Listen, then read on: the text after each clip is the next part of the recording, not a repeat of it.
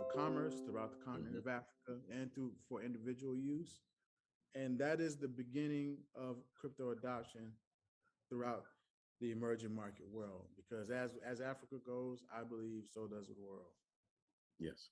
And that's the interesting part that I see all of this shaping out.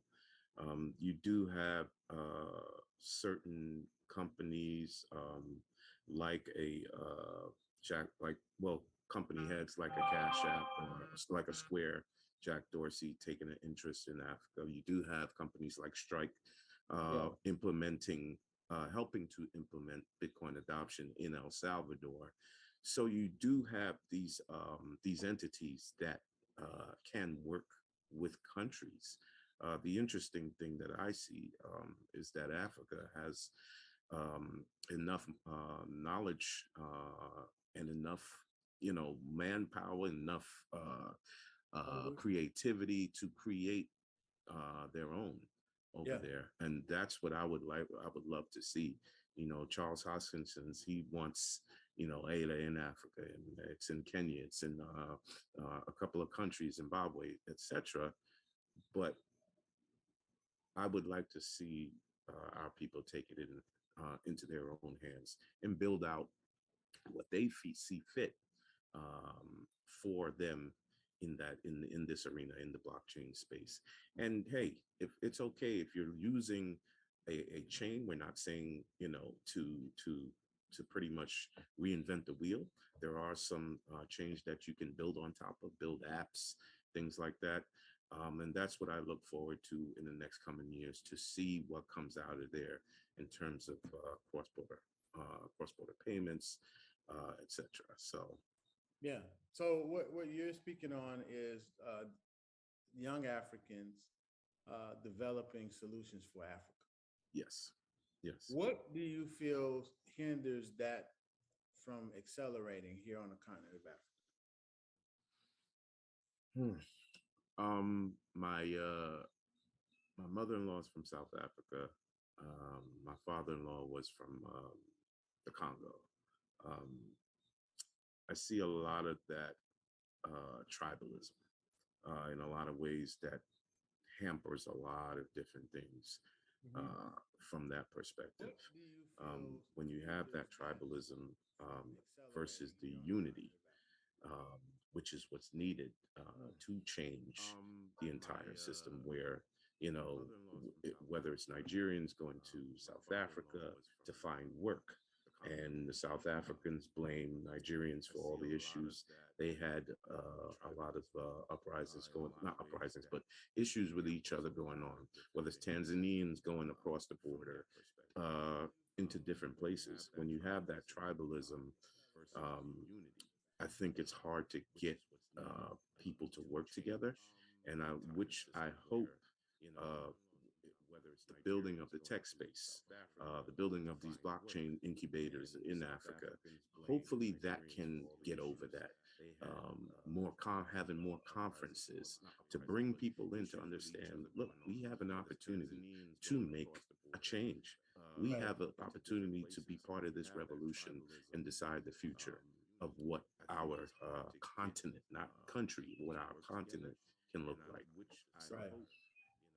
Well, I think you're onto something with that is the willingness to work together to lay aside the differences of each country yeah, and look at the common goal of, hey, it's not us against us, it's us against them, and the them is the colonizers in a way, you yes, know, because if you don't own your own currency, yes, then you don't own your country.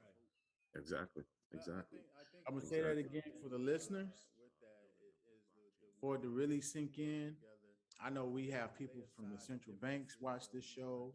I know we have people from the banks watch this show. But truth is power.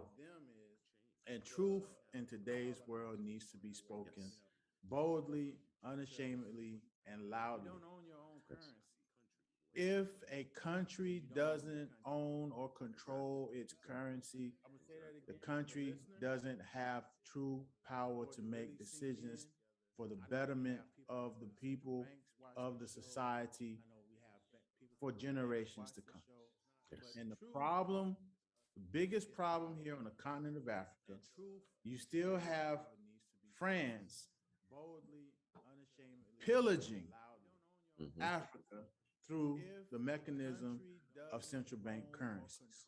Yes. You still have Britain and the United Kingdom doing the same thing. You have Germany doing the same thing. Europe, the European countries still are dominating through currency the African countries. So at some point, a president or many different presidents here in Africa has to get downright sick and tired, frustrated, pissed off, unpolitical, and say, look, for the last 7 to 10 generations, these currencies have failed our people here in Africa. Yes. How can we reimagine Africa with a currency that is owned by Africans? Now that right there. that's that's a very hard sell, and that's the part I think people don't realize. Money money also acts as a system of control, Yes. and that's the part that people don't realize. That's the hard part for many of us to get over, because the powers that be will not give up that control. um, just for instance, and what's happening in East Africa is not unique to Africa. It happening in the Caribbean, all over the world, where people are repressed, oppressed by their government. That's why over the last couple of years, we've seen so many uprisings in different parts of the world. You know, Very true. the news hardly covers it, but it's not only uh, you know uh, black people that are oppressed. We have to get out of that mindset. It's a classism. It's a classist structure. There are a lot of oppressed people in different places. Of course, our oppression runs really deep, and that's the main thing. But also today, the system of fiat oppresses many other cultures across the world. Look at Argentina. Look at again Lebanon. Look at some of these places where people are just starving. Look at France itself. France Mm. had many protests. Where people are starting to realize that this system is built to keep the masses down and have us fighting over pretty much breadcrumbs. And for the first time, if people can just see it and understand it, we have the option to say, I want to exit the system. I want to exit the system. One main thing, there was, I think last year, um, Trump had put some, um, whether it's embargoes or sanctions on Iran, right? Mm-hmm. Mm-hmm. So there were Iranian citizens in Malaysia that had been in Malaysia for 10 years, for over 10 years. Those banks in Malaysia, they closed down their bank accounts based on those sanctions from Iran. These people live in Malaysia. So when we Right. talk about money as a system of control, that's what we're talking about. When Mm. your country can be pretty much cut off from the access to funds, from the access to money, when they can cut you off at your feet to say, hey, no more money for you. Look at what Right. happened in Greece in 2013. Right. People went to take their money out of the bank. The bank said, nope, that's ours now. So these are the things that we have to fully understand in the global macro perspective, in how money works, how the IMF is tied in, how the World Bank is tied in, how the Bank of International Settlements is tied in to all of this and how they control it. So Yeah. that's why there's such a dire need. That's why people like D and I are so passionate about crypto, because it gives us a way out. It gives us, for the first time in history, and what we talk about when we say the separation of money and state. Yes. Yes. And so when you have the separation of money and state, uh, we got to go back to the early days of the settlers in America.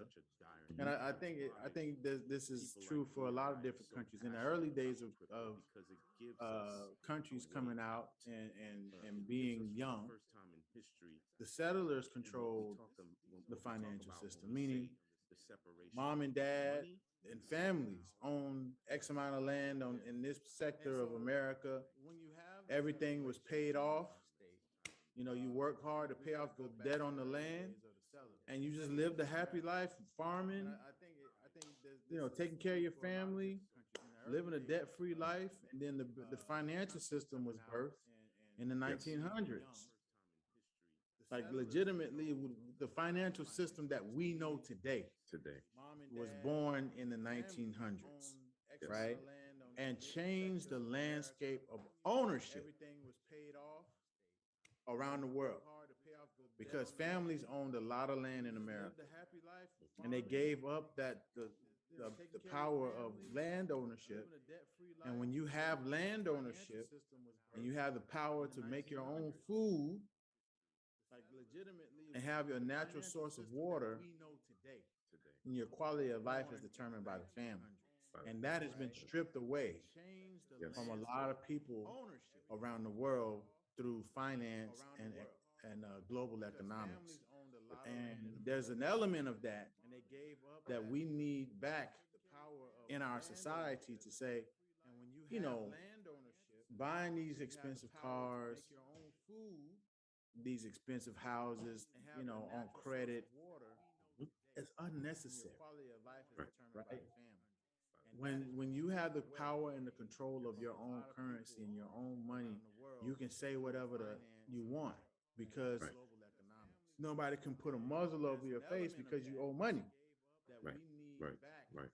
So these are the power dynamics that have played out over time. And Africa and the rest of the world, citizens of the world, let's just say citizens of the world, have to come up with a way to debunk, decredit themselves, stop over leveraging yourself in the credit system, Right. Right. detoxify off of using credit. If you can't afford to use cash, then it's not your time to do it, Right. right? Right. A lot of businesses was in trouble, so they hopped over to the credit space to say, okay, I'm gonna create a float, 30 days, 60 day, 90-day float in my business to help my business grow. But the problem with that, we never get off of that drug called credit, at least in the West. And so we see some of those same tenants trying to creep in here in the more developed countries in Africa to develop on the basis of credit, and that's not necessary.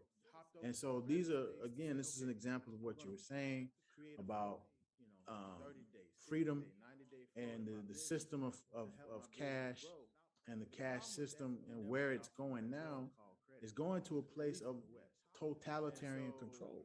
Yes. What do you say about that in reference to crypto versus the jab and currency and freedom? How does that all play in your mind in reference to where we're going, say, in the next 2 to 5 years?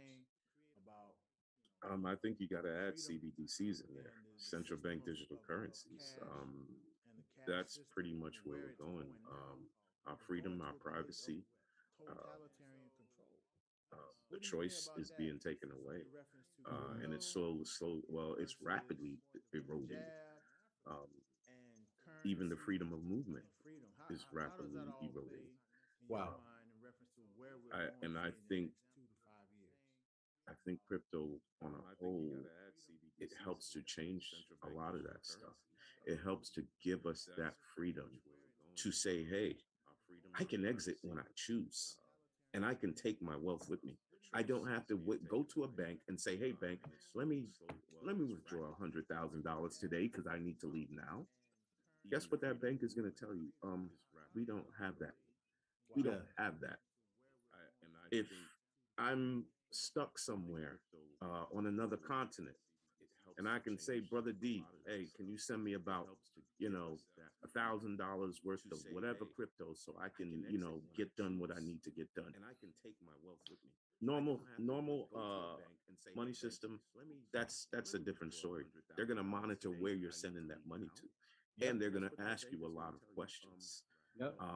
So these are the minor things that again that I think in a first world country like the United States, that when I talk to a lot of people, we take for granted.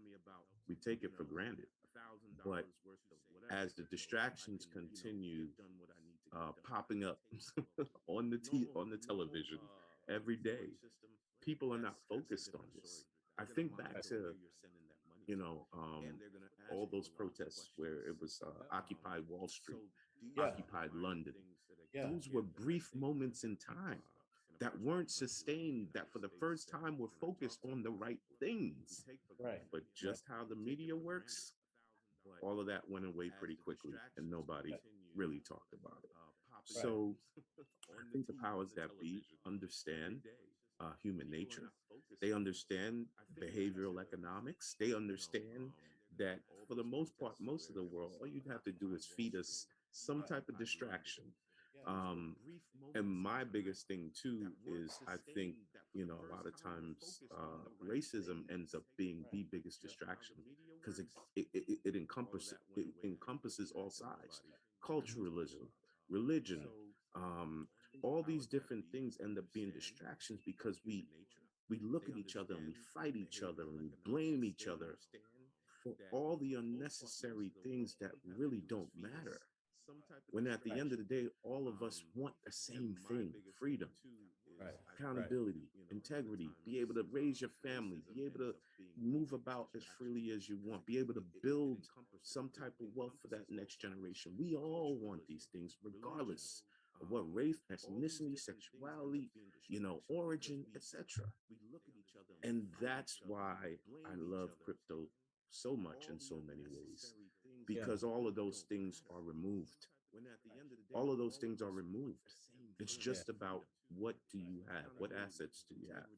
And I see it only growing.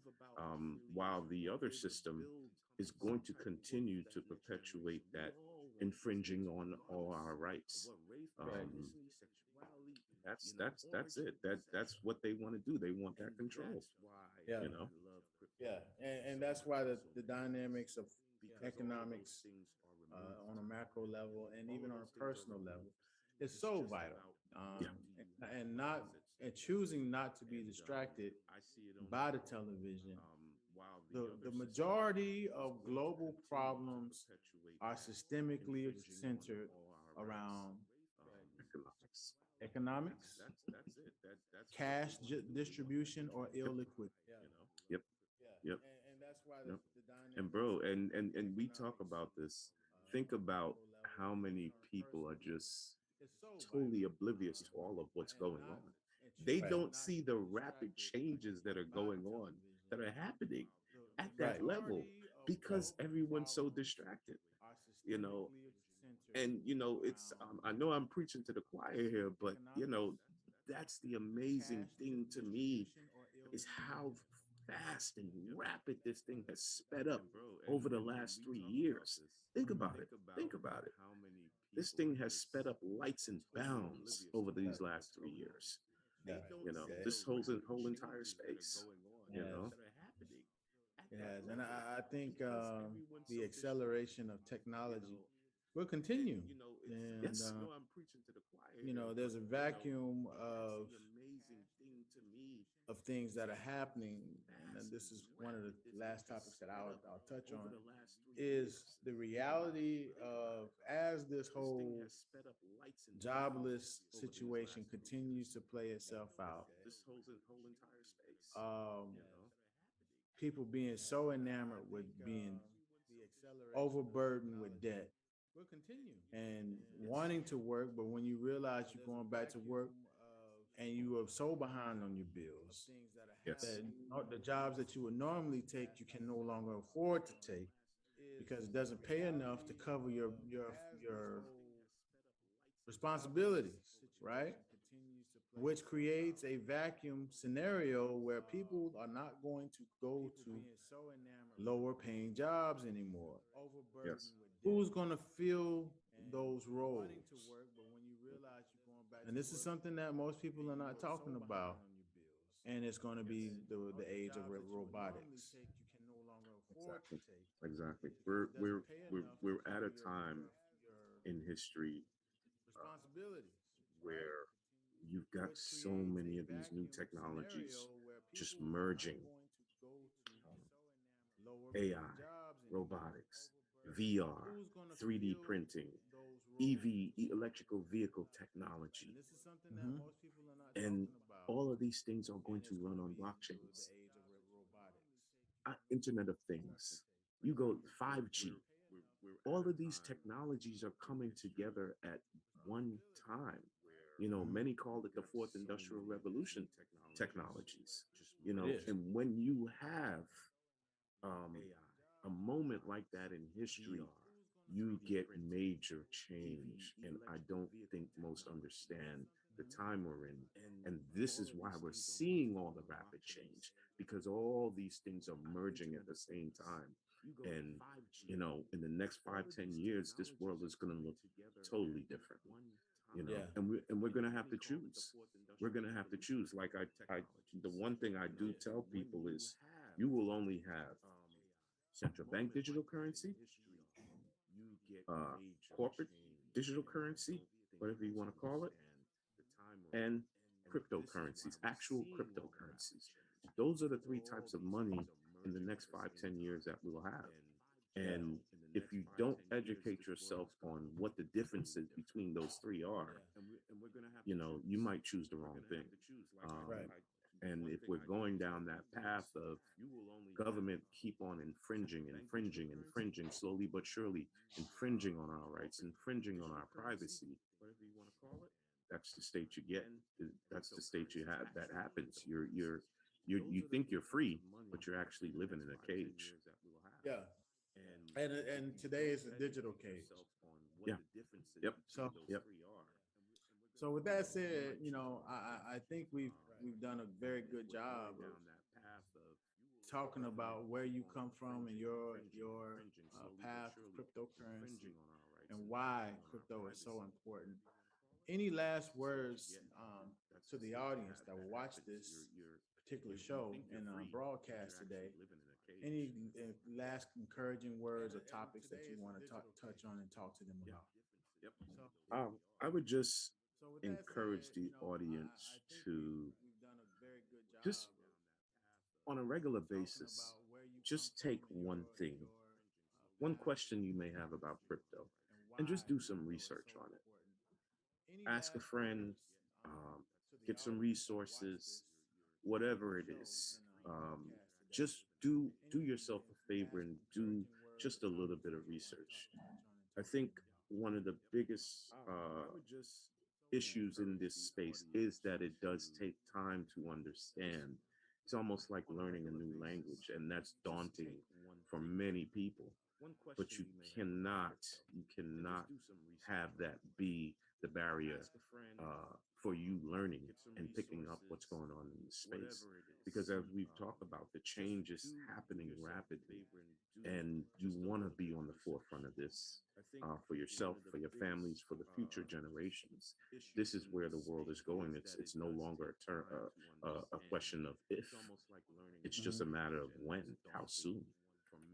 So again, whatever questions you have, reach out to someone you know, reach out to look for resources, but just do yourself a favor every now and again, even if it's just 10, 15 minutes, take some time to research a topic that you have question about. The Bitcoin white paper it's 9 pages.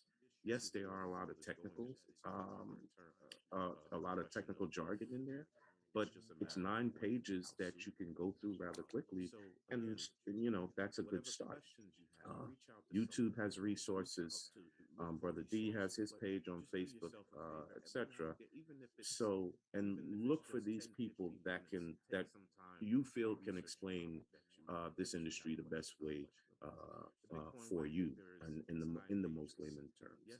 Our people, we have to get ahead of this.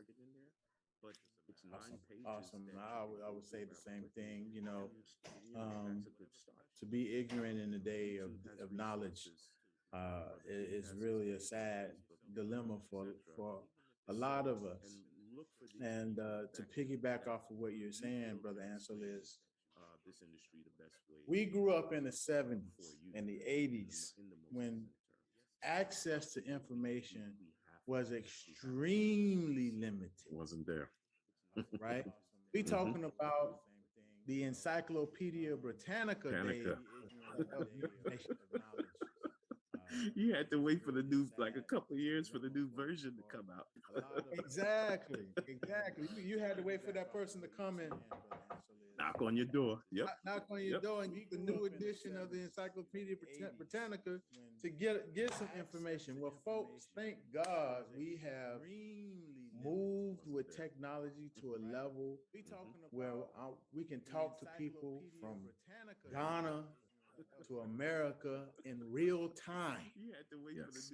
And also have the ability of things and access to labyrinths like YouTube, Google, a lot of different digital outlets that provide easy, understandable ways to do things. You want to learn how to fish, you can learn how to fish. You want to learn how to cook, you can learn how to cook. Any type of dish you want to learn is available online. That's right. So much so is understanding macroeconomics, understanding financial literacy, understanding cryptocurrencies, understanding blockchain technologies. It's all online at our fingertips on most mobile phones. You can look this stuff up, right? So don't be intimidated by the words blockchain or Bitcoin or digital currencies. Take that as a challenge and say, okay, I'm hearing about this. What is it? Let's go. Let's do some deep dive. Reach out to me, reach out to Brother Ansel, but don't stay in the realm of ignorance in a day and age of knowledge. So, Brother Ansel. One more tip I would say that I find that helps a lot. If you find yourself in a car, if you commute to work, if you take your kids to school, anytime you're in that car, just put some type of podcast, some type of video on, and just let it play. Just let it play. Because what happens is you listen enough, it starts to soak in. So just that little tidbit right there, because we get in our cars and we turn on music all the time. Every now and again, turn on a podcast, turn on something educational, turn on something that talks about blockchain, that explains what Bitcoin is. After a while, you start to get it. Some type of podcast, some type of video. Guys, we're fortunate and honored and blessed to have Brother Ansel Boy on the show today. We want to say thank you for taking time out of your busy schedule to join us today on EAT TV. And this is going to air live soon. And we thank you guys for tuning in. Be on the lookout for our next edition of EAT, where we continue to tackle the education in Africa on technology. We thank you for listening. Thank you for watching. And be safe. Enjoy yourself. Let's have an outstanding week. Thank you, brother. And we will see you when we see you.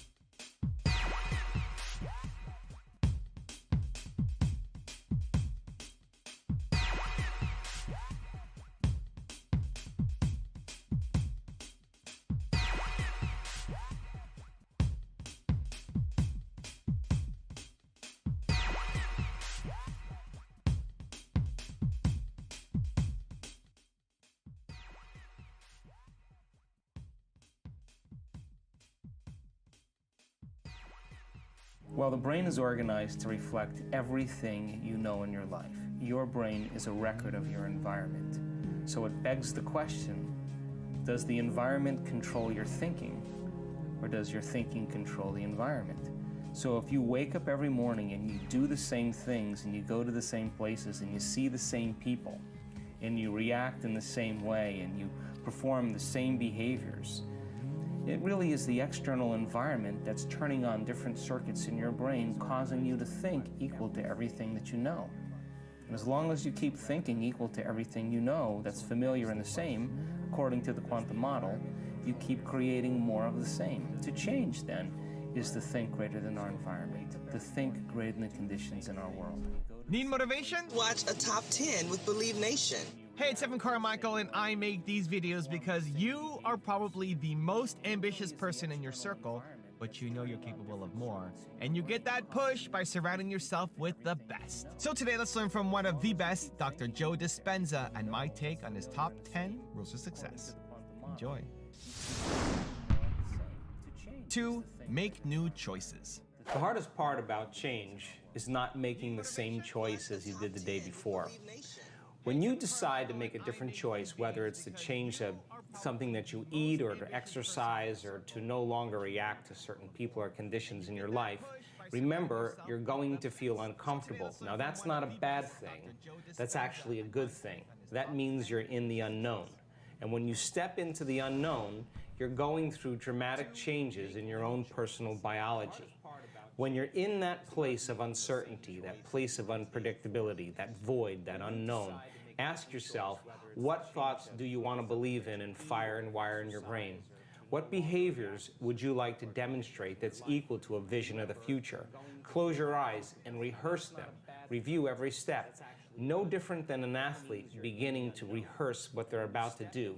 The act of rehearsing it begins to prime your brain to prepare you for that behavior in your future.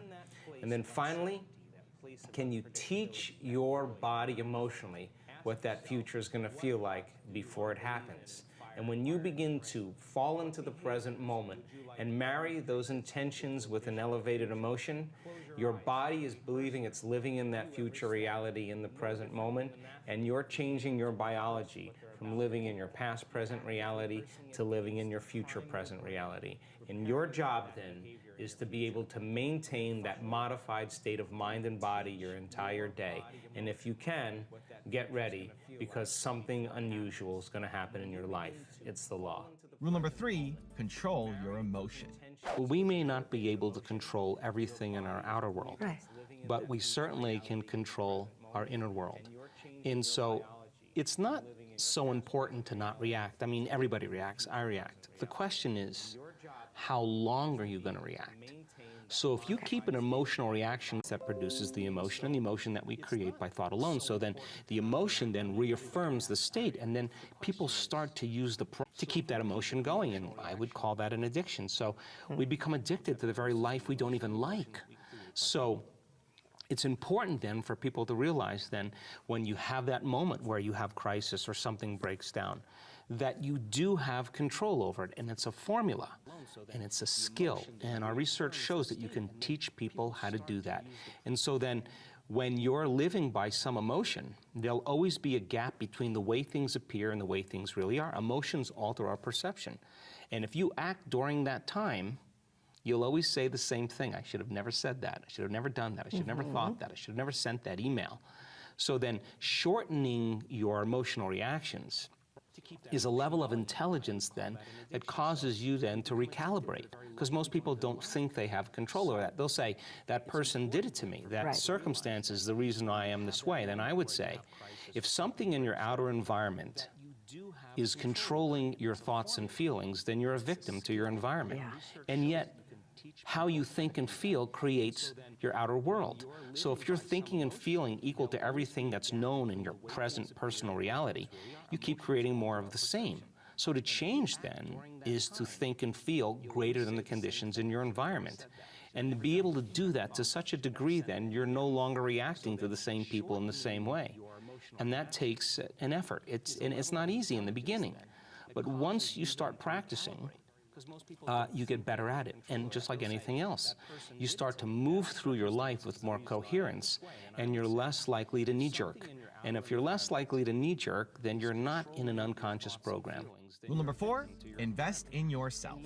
Also, to make sure you're actually taking action after watching this video, I've designed a special free worksheet just for this video. The worksheet will highlight all of the lessons learned in this video, as well as pull out our 3 favorite learnings and quotes that will inspire you to actually do something. The worksheet will also give you space to write down what your key takeaways are and your specific plan of action to make sure you're getting results. If you want the worksheet designed specifically for this video absolutely for free, there's a link in the description below. Go click on it and start building the momentum in your life and your business. I'll see you there. Rule number 5, let go of your past. You can't go to the future holding on to the biology of your past. Decide what thoughts you can bring to your future. Write them down. Thoughts like, I can't, it's too hard, I'll never change, I'll start tomorrow, what's wrong with me, it's someone else's fault. Decide on what behaviors or actions or unconscious habits you have to change. How do you talk? Do you complain? Do you blame? Do you make excuses? Do you feel sorry for yourself? Just become so conscious of those behaviors that you'll never go unconscious again. And lastly, you have to decide what emotions no longer belong in your future. That means if you want to be wealthy, you can't take lack. If you want to be healthy, you can't take insecurity or fear. You got to begin to condition your body to a new mind. If you do this every single day, your personality creates your personal reality. And your personality is made up of how you think, how you act, and how you feel. Change any one of those things and you change your life. And begin to measure the effects of you it cause. Give it a shot. Rule number 6, change your personality. Your personality creates your personal reality. And your personality is made up of how you think, how you act, and how you feel. So the present personality who's listening to this little